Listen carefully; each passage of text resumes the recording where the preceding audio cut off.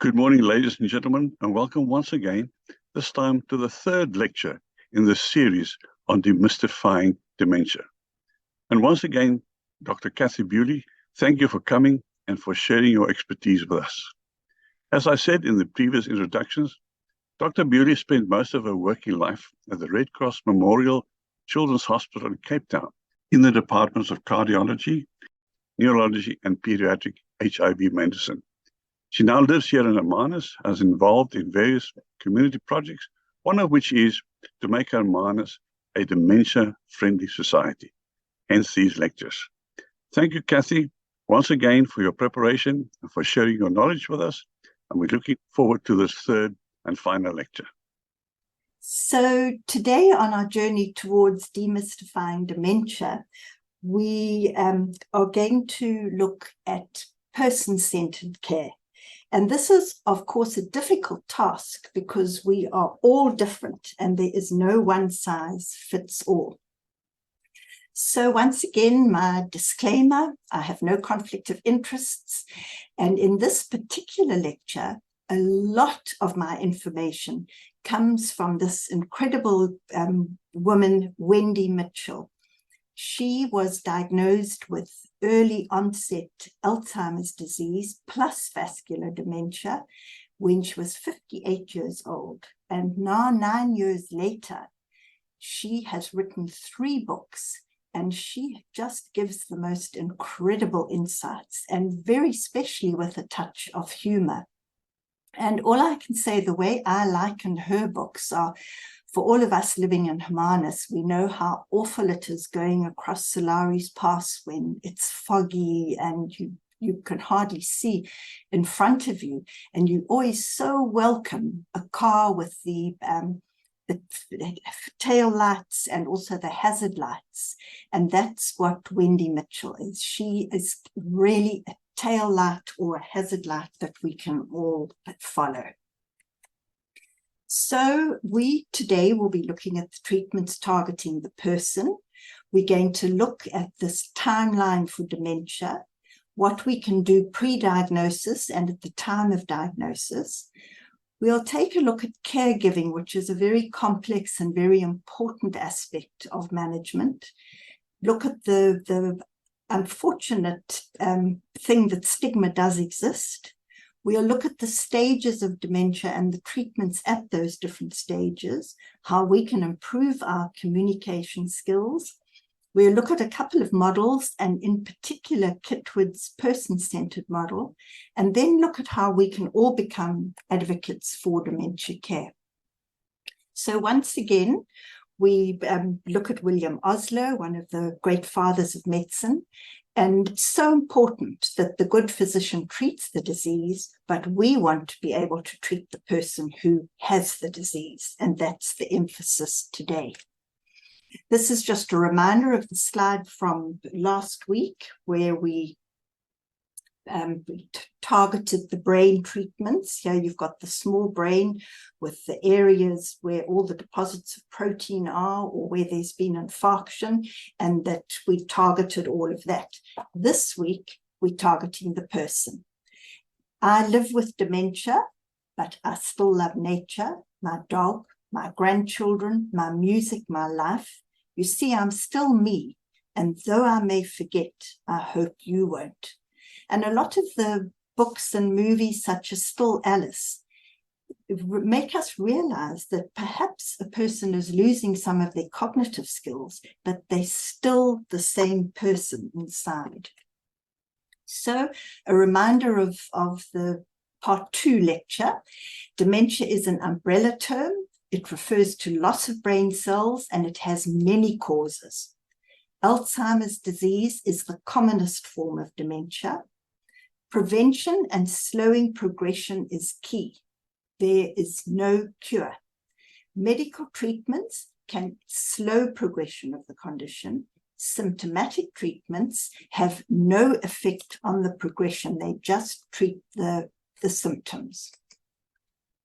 The best plan is to build a brain health pension. Love your brains and build up cognitive reserve. If you don't use it, you will lose it. The good thing is it's never too late to make changes, And please don't make health decisions on media reports. Choose evidence-based recommendations from reliable studies. So dementia evolves over time. And as Wendy Mitchell says, the diagnosis of dementia doesn't mark the end of your life, but the start of a very different one. Aim to bend with change rather than be broken by it. And this is very difficult, but this is what I think we need to try and do to support people with this devastating diagnosis. So before diagnosis, we all can have an element of being prepared, and we need to formulate an advanced holistic healthcare plan. At diagnosis, we need to aim for hope and not despair. At the beginning, we need to support and include the person. In the middle, safety is all important. And at the end, dignity and comfort are paramount. So what do I mean by an advanced holistic healthcare plan?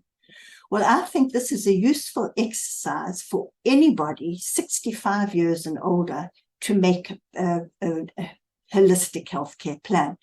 The aim of this is to promote independence and autonomy for as long as possible. And it requires careful planning. We all want to be independent for as long as we can. So you need to think about what caring means to you and write down your needs.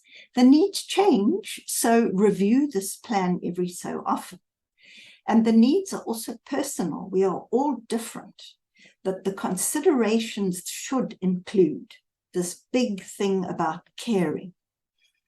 Do you want a member of your family or employees to care for you?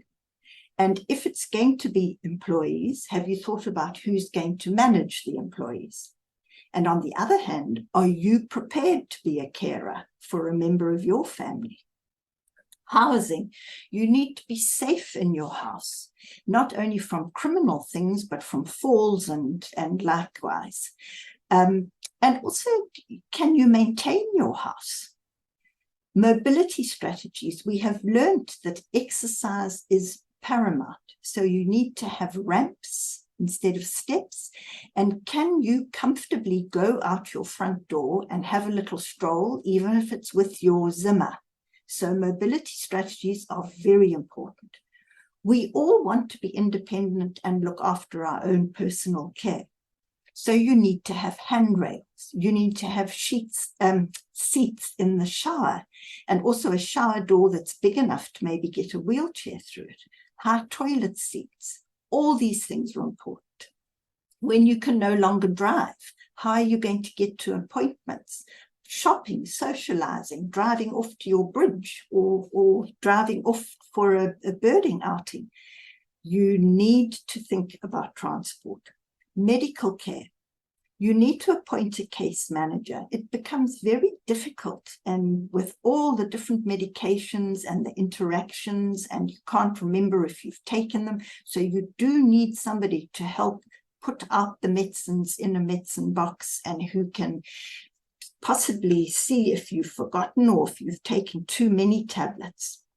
Writing a living will is terribly important, and considering a healthcare power of attorney, somebody who can make decisions for you that when you are no longer able to. We all need to eat. If you don't like cooking, how are you going to eat? Are you going to order things from one of these quick deliveries? We all need to keep up with our technological proficiency to maintain social connections. It's important to know how to have Zoom meetings so you can see your family and chat to your family. The same with video phone calls. All these technological things are hugely important. And of course, finances are integral to all of this. So we definitely all need to make a healthcare plan. One can just start with little things and review it, but you do need to think about all these things. So there are a few general principles about diagnosis and treatment. The diagnosis of dementia is not an event, but it's a process. So the risk of getting dementia is determined by a complex mix of genetic, environmental, and lifestyle factors.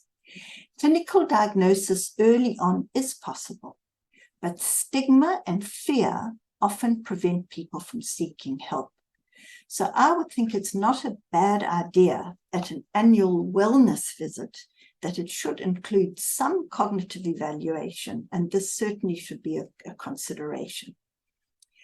Professionals also need help giving the diagnosis. It's a devastating diagnosis, and instead of filling the person with despair, we need to learn how we can help to provide some element of hope. There is no cure, but there is a beginning, a middle, and an end. And the best plan at the moment is to slow the onset and the progression. So we must encourage healthy behaviors which are neuroprotective. And this new label must not define the person. We need to find strategies which help the person to lead a contented life and which slows progression within the context of their life. The best approach is for everybody to try to reduce his or her risk. It's never too late to start. Remember, cognitive health starts at conception, and it is an individual's responsibility to build self-efficacy and to change our behaviors. There is no single silver bullet to prevent or treat dementia. We need to actively manage our brain health with evidence-based interventions. And we are very lucky to live in the digital age where we've got artificial intelligence, mobile phones, web pages, and information packs are all very helpful. So at the time of diagnosis, we need to consider the patient, the health professional, and the potential caregiver if it's a family member.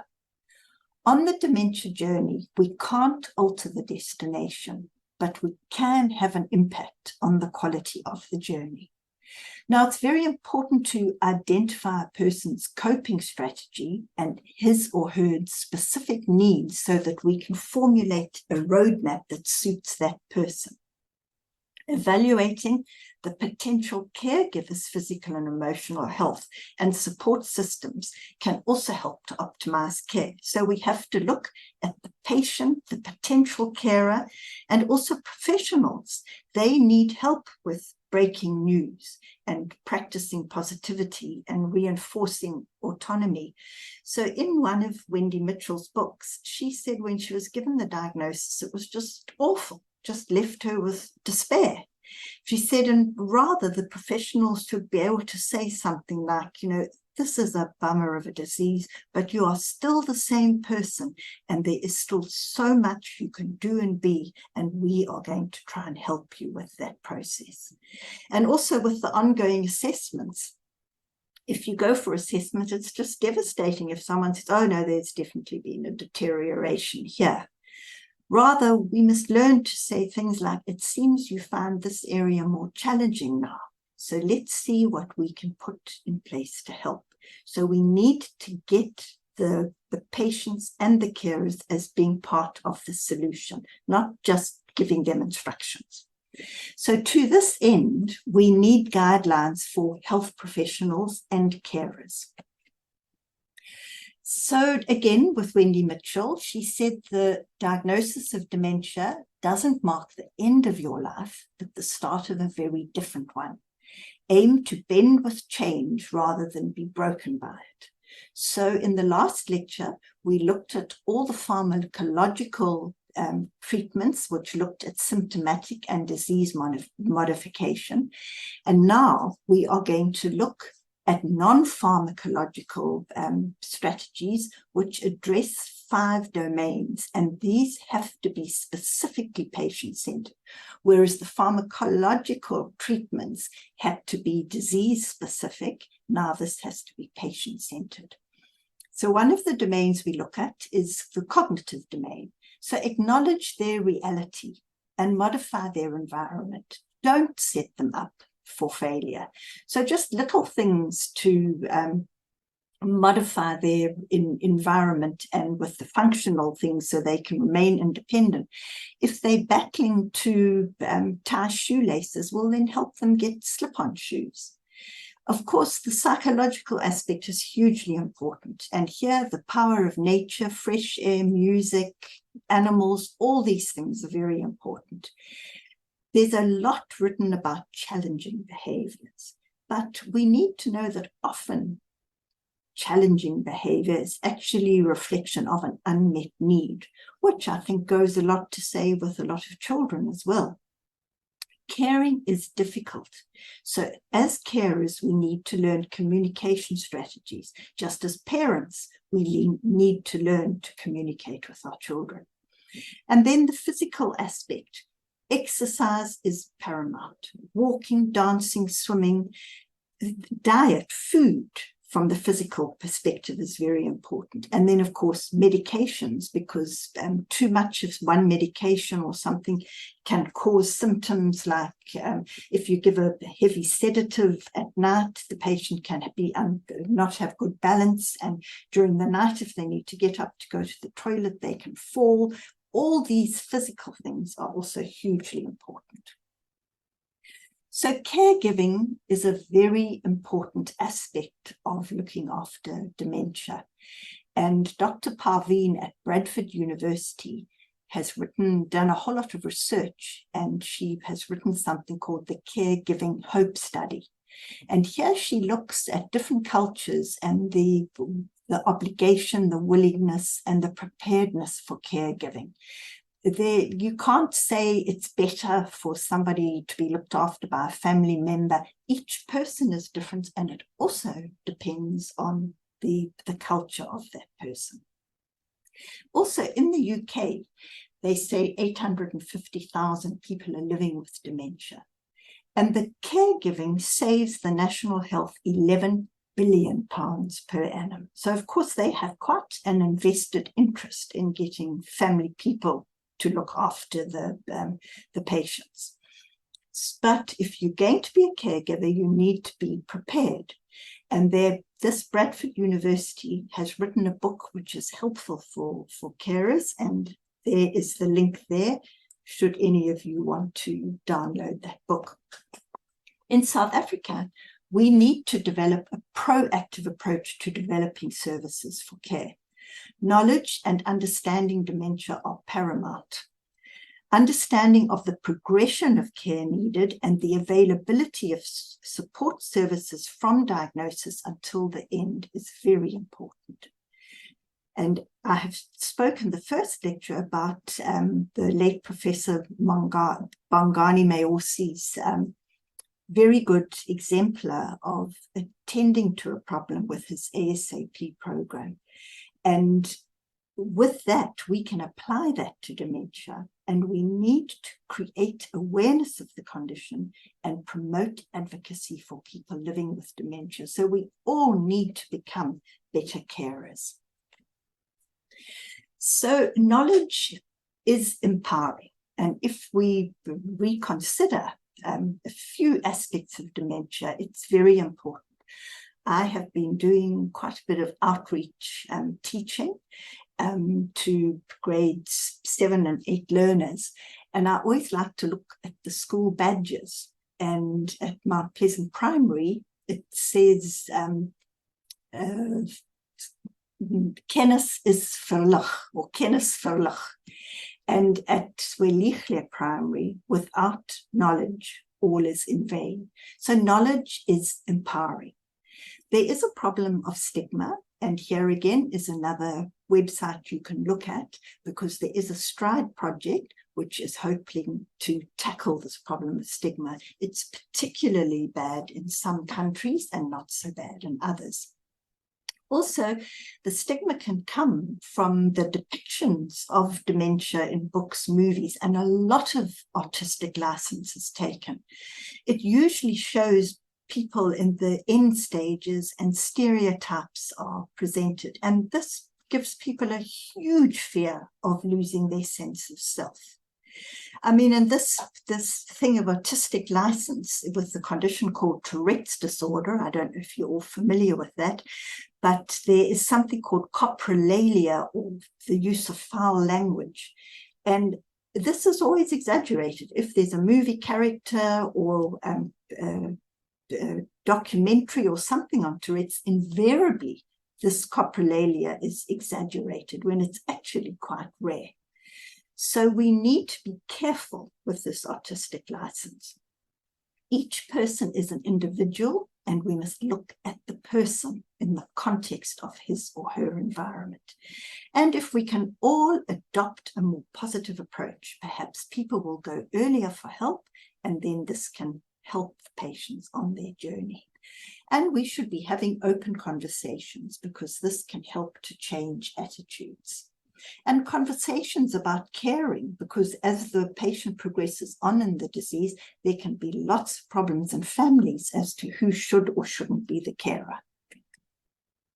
So there are lots, if you Google the 7 stages of dementia, you can get a lot of charts like this. This is one that I find particularly useful. And this is looking at the global deterioration scale of the assessment of primary degenerative dementia. So there are 7 stages. Stage 1, no cognitive impairment. Stage 2, age-associated cognitive impairment. We all worry about that. And is it going to turn on into mild cognitive decline, which then can go on to mild dementia, moderate dementia, severe dementia, and very severe dementia. Now, this is perhaps one of the most important slides of this presentation, because it is the management of these 7 stages of dementia. So when there's no cognitive decline, in the pre-dementia phase and the preclinical phase, we should all be formulating an advanced healthcare plan. And we should also be building up a cognitive pension, so that if we lose some of our brain cells, others can come out in the wings and take over. So little things like practicing your balancing, brushing your teeth with your non-dominant hand, that's all very important. This age-associated memory impairment, we forget where we've put things, and perhaps we forget names, and we have to percolate the words. 40% of people over 65 have this, but only 1% will go on to dementia. And I always think it's very good to remember what Benjamin Franklin said, and which is what my grandmother always taught me. Everything has a place, and a place for everything. So during this stage, we should very much be implementing that, because then we won't lose things so often. Then we come to the mild cognitive decline. Maybe we forget where we parked our car, we forget family and good friends' names. We have difficulty retaining information and decreased concentration. If this is associated with quite a bit of anxiety, and you find the activities of daily living affected, then I would think it's important to go for a primary healthcare assessment where they can do this ascertained dementia 8 check. When it comes to mild dementia, the patient becomes more socially withdrawn, and here there are significant activities of daily living affected. Perhaps the person no longer wants to drive. Well, here, Wendy Mitchell's model comes into power: engage, enable, empower, and I will talk to that later on. With moderate dementia, there are many activities of daily living that are affected, and here safety is paramount. Then moderately severe, the patient becomes unaware of their surroundings, and they have no recent recall and very skewed memories of the past. When they get to this stage, they need full-time care, and whether it's going to be at home or residential or assisted living, they need full-time care. Then when you come to severe dementia, that's when the brain loses all connection with its body, and here comfort and dignity are paramount. So when does this cognitive frailty become stage 4 dementia? The bottom line is when activities of daily living become affected. So, as I've said, you can go for primary healthcare screening and do one of these ascertained dementia series. And if you have a problem with this, then you can go on to have more cognitive screening. The big thing is, has there been a change in cognition in the last few years that you yourself have noticed, or that perhaps family members have noticed? Now, with one of these 88 tests, the domains that they explore are judgment, problems with decision-making and thinking, less interest in hobbies and activities. Now, we all repeat the stories over and over, but one thing that I think is quite important is if a person keeps repeating the same question over and over, because then they haven't listened or they haven't retained it, and I think that is very important. People suddenly have difficulty learning how to use a tool or a gadget. They may no longer want to use the remote or the microwave, whereas before they were happy to do that. We all can forget what day it is, but it's when you forget what month it is. Then, of course, trouble with finances is very important. Forgetting appointments. We all forget appointments, but it's when you forget that you've forgotten the appointment that it becomes a big problem. And when the person has daily problems with thinking and memory. If you score 2 or greater, this indicates that there is probably some impairment in cognition, and then it's better to go for a secondary healthcare screening where other tests can be implemented. So now the stage 3 to 4, mild cognitive decline. I am still me. At this stage, we must support the autonomy and keep the person engaged. Patients are trying to make sense of a world that has changed for them. And as Wendy Mitchell says, they need help to bend with change rather than be broken by it. At diagnosis, the most scary thing is the prospect of not being in control. So we need to try to let them live life day by day. We all know impermanence and change is inevitable, and we learn to need to cope with this.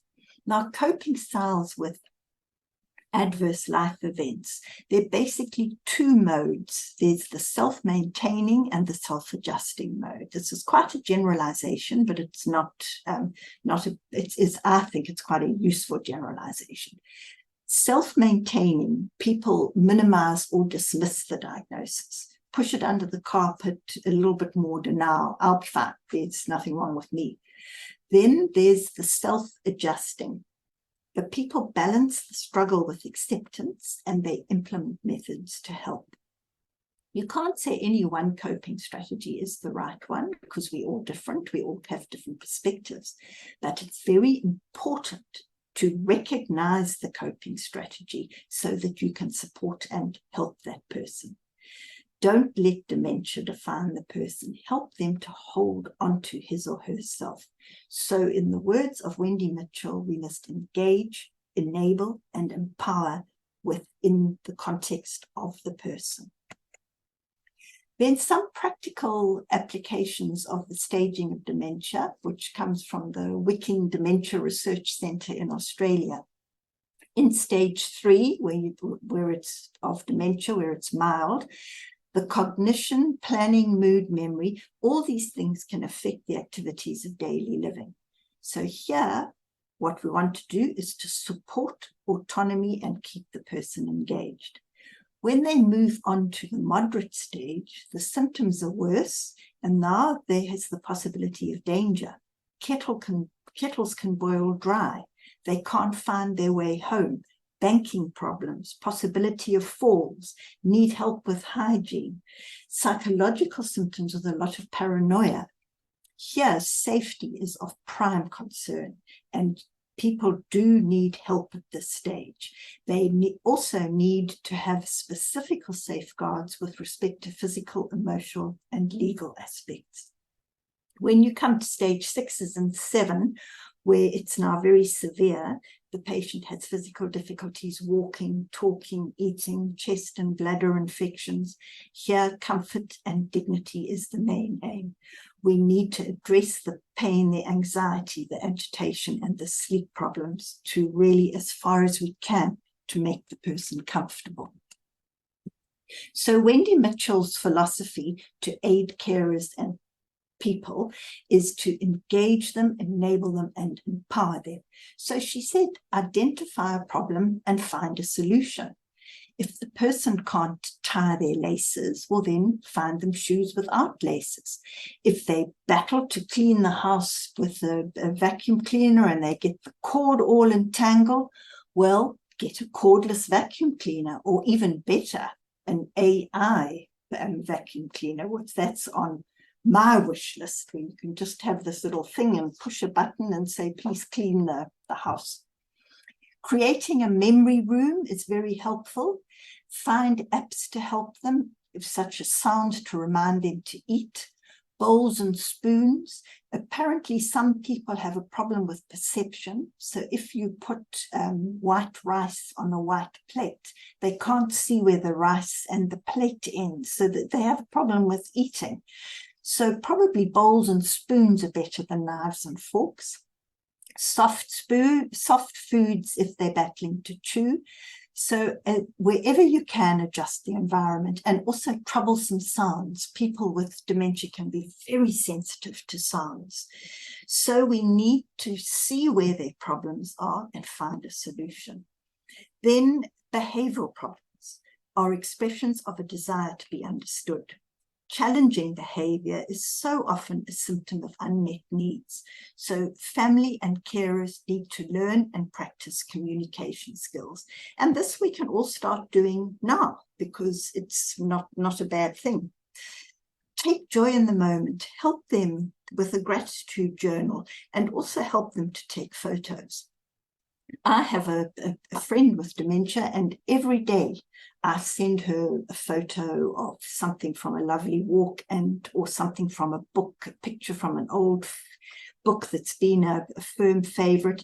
And she also takes pictures and sends them to me, and it's a wonderful way of connecting. So here we have a list of 12 tips of how you can better communicate with people with dementia. And this comes from Australia. Get to know the person. What do they like? Know their story. If they've always bathed at night, don't try and bath them in the morning, because they're not going to like that.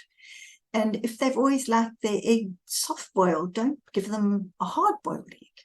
It's terribly important. Know their story, who they were. Address them by their title if that's important to them. And of course, body language is so important. People may lose words, but they don't lose their ability to read body language.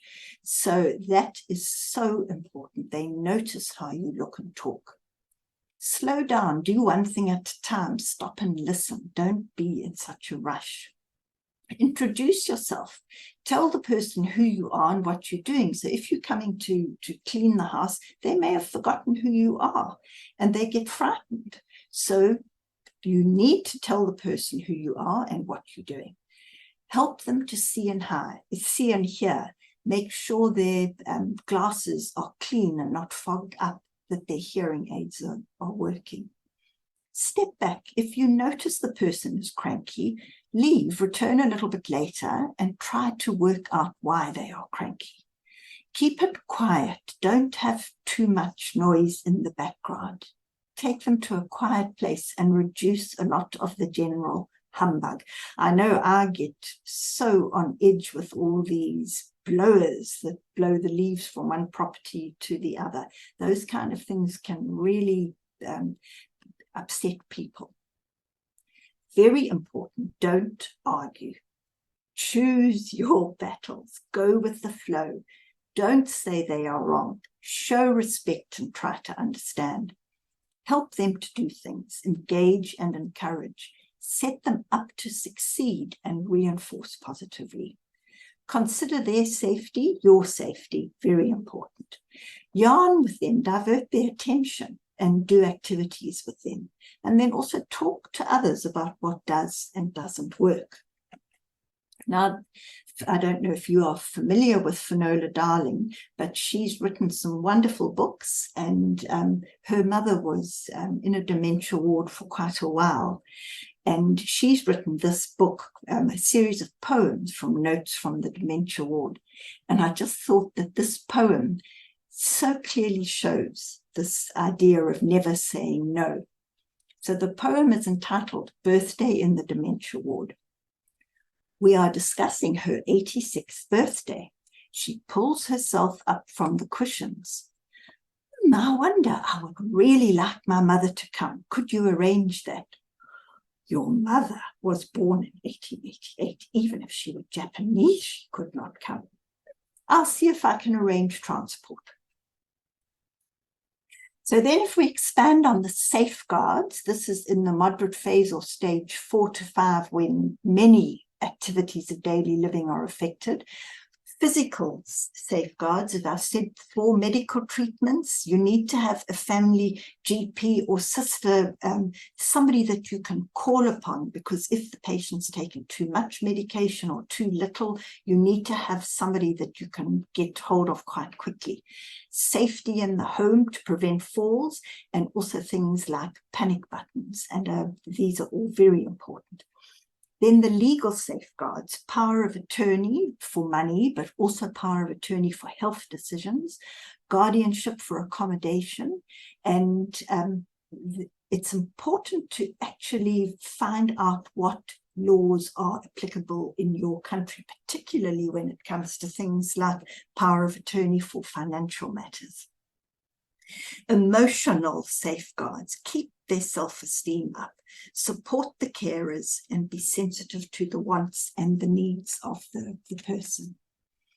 So now Tom Kitwood was a real pioneer in dementia care, and very sadly he passed away in 1998. He devised this person-centered care, or Kitwood's model, and he looked at psychological and sociological needs. At the center of his model was love, or humankind's golden rule.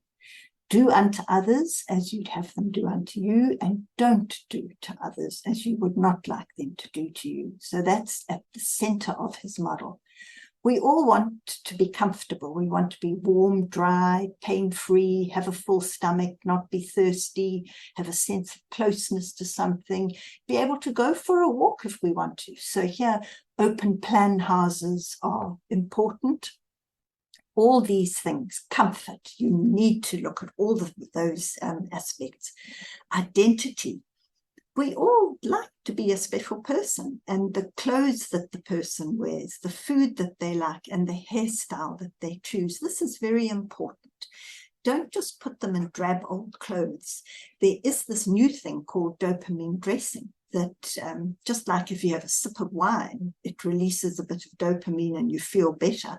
Also, if you dress in nice clothes and you have your hair done nicely, you feel good, and that results in some release of dopamine. So help them. If they like old clothes with holes in, well, let them wear those old clothes with holes in. Occupation. We all need to have a purpose in life. And I think in quite a lot of the residential areas, they do have animals and birds and indoor plants, and they do try and help the residents to water those or have a little purpose in life each day. Inclusion. We all need to feel part of a group. So if you're having a family function, invite them. Let these people have a place at the table. Attachment. We all need to feel connected to someone or something. Whether it's a person, there's a lot being written now about doll therapy. There are these things called Tamagotchi pets and robotic seals. So I'll leave you to Google all these interesting things. So finding the correct environment where social, physical, and cognitive needs are met is very important. Some people just don't want to go into a residential home. Well, that's fine, but then make sure that all these needs, and what Kitwood's model shows us, that all these needs can be met. So they can be cared at home, but it must be a safe place. We all need sunshine. Movement is medicine. We need social connectivity. We need to eat healthily. And so dental care is important. Hearing, seeing, taking meds, and helping with tech tools so that they can perhaps connect with their family. These are all important things. So this picture was taken from a residential home called Dean's Place in Craighall Park in Johannesburg. And our little granddaughter was in the St. Teresa's choir that came to entertain these old folk. Lovely songs, and there were also lovely eats for everybody to enjoy. So again, back to the ASAP program. What is good for people with dementia is actually good for everybody. So Angela Heslop and I thought that it would be very nice to turn Hermanus into a dementia-friendly town. And it is pretty dementia-friendly, but we thought let's create an awareness and more understanding, and that's why we've been doing these lectures. When we looked at all the facilities, the medical facilities here are excellent. And we do need to find out what non-pharmacological interventions exist and can we create more. Then for the advocacy, how can we make Hermanus an even more dementia-friendly town? And prevention, I've spoken at length about that we each need to have an individual policy action if we're going to try to reduce the dementia risk. So with respect to finding more ways of making people aware and creating sort of advocacy, in England, they have these sunflower lanyards which show that a person is in need of a little bit more patience and time. So perhaps it wouldn't work so well in our country because there are quite a lot of scavengas who take advantage of these lanyards, but perhaps we could have tills in certain shops that show this lanyard, and you know that if you went to that till, that perhaps you'd be given a little bit more time. So it's important for people with hidden disabilities to be given some extra care. And they don't want to have a big thing to say, I've got this or I've got that. But just if we could create an awareness for more people. Training and support for carers is important. Find strategies to help each person forge his or her path forward. And when I say, sorry, back to the training and support for carers, carers do need to have some respite, and we need to see if we can't find some system that can, with people who know how to care for people with dementia, so that these people, the carers can have some respite. Then support groups are very good. And again, Wendy Mitchell started and belongs to the support group in York in the UK, which is called Opening Minds and Moving Forward. And it's also quite useful to Google that. As I've said before, the depiction of dementia is often end stage. So let's try and avoid stereotypes. Let's need to see people living well. And we need to develop a positive approach towards people living with dementia. And actually, everything that's good for dementia is actually good for everybody. So here are some example of the support services in Hermanus. This cost-effective services to the elderly, I actually found this advert in the Village News. So there are these services available. And then this Hermanus Senior Centre with the dementia services provides a wonderful service. And also in Mount Pleasant, Jenny Sauls at the Lombardi Centre, she's doing a wonderful job.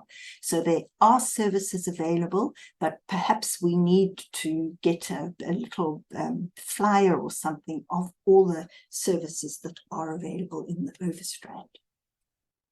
So this growing old is not for sissies. And this whole dementia journey is also very difficult. And some days you just lose your mojo. And I have found that this particular little mantra does help on those bad days. And this says, courage does not always roar. Sometimes it's the quiet voice at the end of the day saying, I will try again tomorrow. But if we can all help each other, that, of course, makes it so much easier. So now I'm going to end with this video. that appeared on TikTok, and I think a lot of you have probably seen it. And it highlights very much that many difficulties are caused not by the condition, but by the way the world treats the people who have it. And we all need to bend with change. We need to try and perhaps be a bit kinder, accepting, connect with one another, be constructive, compassionate, and curious. In Tokyo, Japan, there was a restaurant whose elderly waiters and waitresses all suffered from varying degrees of memory loss. It was the brainchild of Shiro Oguni, who had visited a group home for adults with dementia and thought that their isolation was kind of heartbreaking. He reckoned there really ought to be room to keep them included in society, so he created the Restaurant of Mistaken Orders, where the waiters and waitresses were all struggling with memory loss, but were nevertheless performing a job that required very good memory. And yes, 37% of the time, the orders were wrong, but 99% of the time, the guests left quite happy. Of course they did. There's a very old folk tale about a woman who would carry water home every day from a river, using 2 buckets at either end of a bamboo pole. And one of the buckets was new and solid, and the other was much older and had developed some small leaks. And when the woman would finally get the buckets home, the new bucket would still have all of its water, but the old bucket had lost almost half. And the old bucket felt very badly about this and apologized to the woman, saying how sorry it was that it could no longer do its job very well. So the woman turned and pointed back down the road and said to the old water bucket, "You see all those flowers growing on your side of the road? Every day you water those flowers, and my walk to and from the river is always filled with beauty." Oguni-san, ohana o arigatou gozaimashita.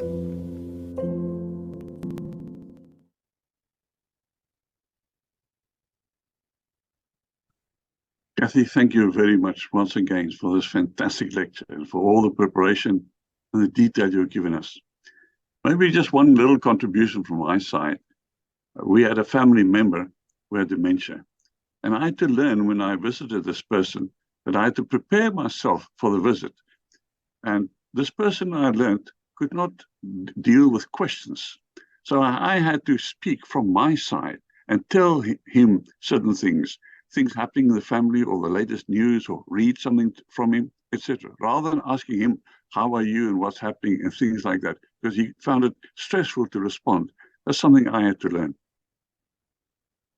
Well, thank you for that, Gert. I think that's something we all need to learn. I think that's an extremely good example. Thank you. I think another big issue that concerns many people is the cost of care. Is there any comment you can make about that? Yes, I think that is hugely difficult, and that's why we need to make that advanced healthcare plan and plan for it, set aside money. I do believe that in certain places, well, in South Africa, that the residential homes, if they registered with certain medical aids, that some of the cost will be covered. But that is something that certainly needs to be looked at and explored. You may want to comment about a comment somebody made in a meeting, and that is that this person had to look after her husband for about 10 years who had dementia. And she said, despite the fact she had support from doctors and psychologists and so on, at the end of the day, you just have to learn to cope from day to day. What comes naturally every day. Yeah. I think you could probably say something about that. Yeah, I think it is extremely difficult, and I was very pleased that that lady made the comment. And I think that's where we would like to, Angela Heslop and I, with the Red Cross Society, to try and form something in Hermanus where we could set up a system of respite care. So people who are doing that there would be a group of people who could come and take over and look after the person, to give that person just a little time off. So, Kathie, thank you once again. Thank you for the time, as I said, for the preparation and for the fantastic way that you presented this to all of us. It's something that's coming from the path of so many families, so many individuals, and we all need to learn how to deal with it. Thank you for your time, and good luck to you. Thanks very much. Thank you. Bye.